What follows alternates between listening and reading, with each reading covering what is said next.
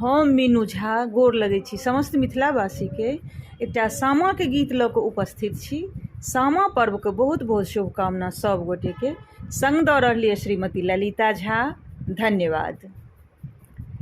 सामा खेल गेलिए बड़का भैया अंगना है, छोटका भैया अंगना है। आहे दोनों भौजो ले लो आए कि छोरो ननदो आंगना है।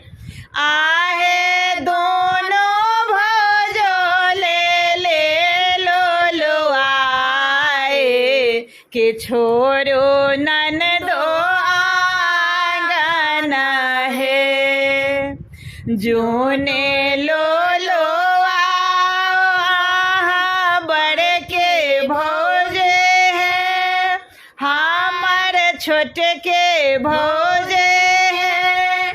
आहे जावे रहते बाबा भैया के राज कि सामा खेला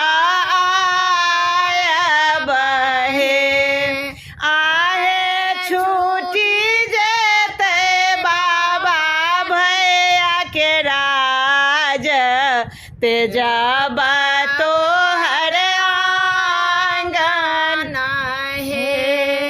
एतब बचन सुनलन बड़का भैया है, हमारे छोटका भैया है। भैया मारा लगला बड़ छे घुमाए कि हमर बहनों पाहुन हे। भैया मारा लगला बड़ छे घुमाए कि हमर बहनों पाहुन है। जोगे जोगे जे बथु हमर बड़का भैया है, हमर पांचो भैया है। हमर पांचो बौजो पहिरत सिंदूर के साम